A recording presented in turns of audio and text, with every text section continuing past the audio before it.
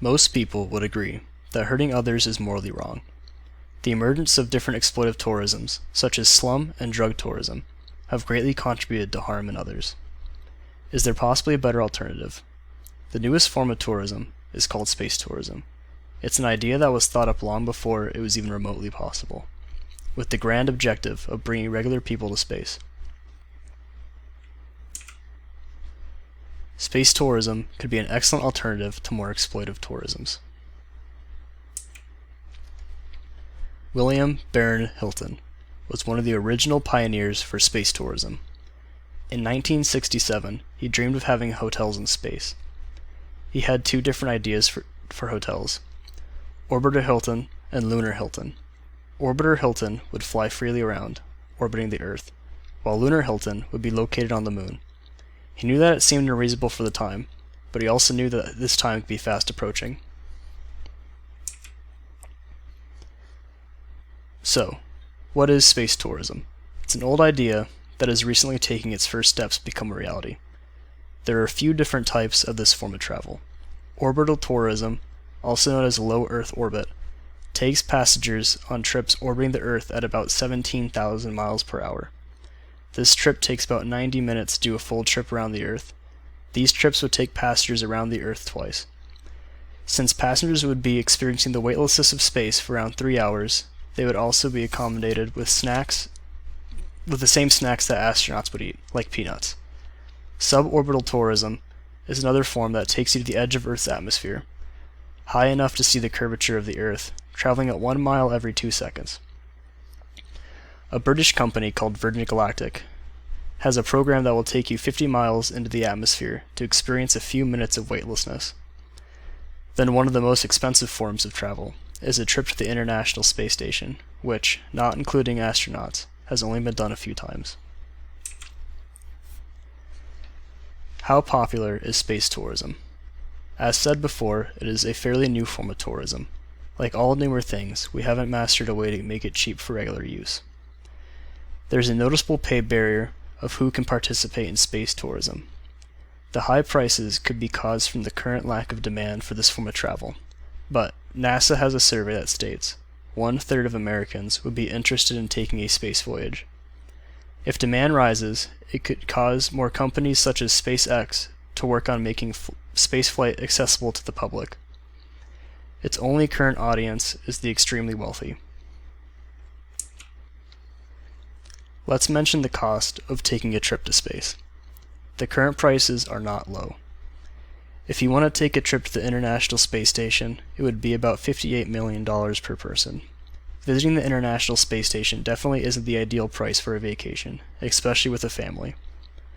On the relatively cheaper side, experiencing weightlessness flight costs about $250,000, while suborbital flight is estimated to be much cheaper.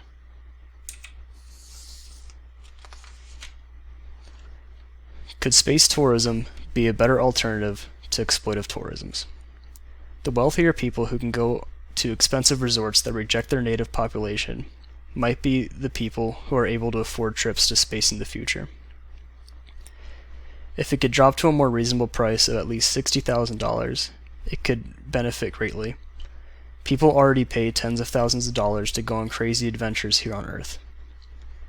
Space tourism is also one of the few tourisms that doesn't have a native populace that could possibly be harmed.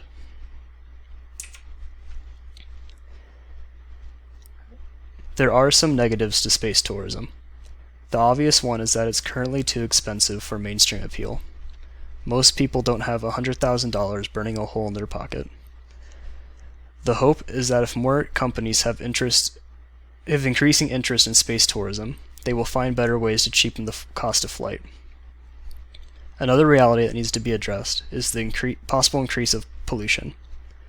Depending how eco-friendly the trips are, it could damage the environment.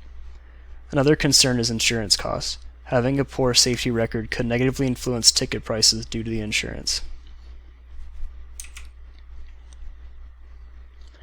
One of the biggest companies that is pushing space technology is SpaceX. Founded by Elon Musk, the company has indicated interest in space tourism many times.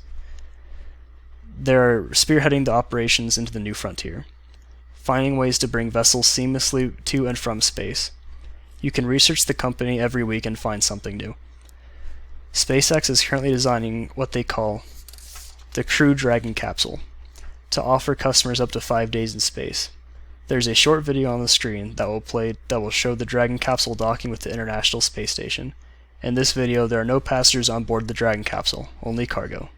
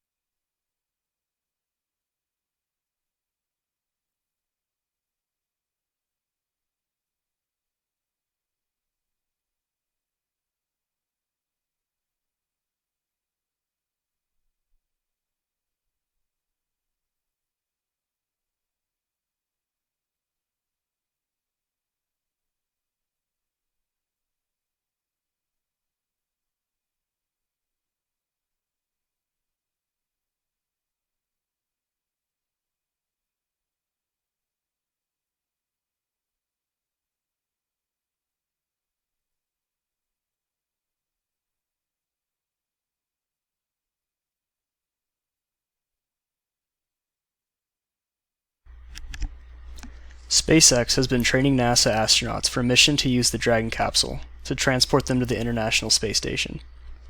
The president of SpaceX, Gwynne Shotwell, states the mission will forge a path to making spaceflight possible for all people who can dream of it.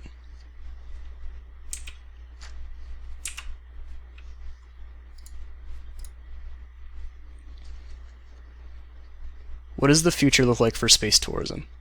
As said before, companies such as SpaceX have been working on perfecting space vessels traveling to and from space. NASA even has been helping out private space companies since 2008. While the future of space travel seems uncertain at times, it will take an increase of public interest to really push advancement. As far as technology goes, we're not at the point of putting hotels in space, but every day we get closer to Hilton's dream. Every day we get closer to the stars. When technology reaches that point of affordable travel through increased public interest, we could save a lot of cultures and people from being harmed.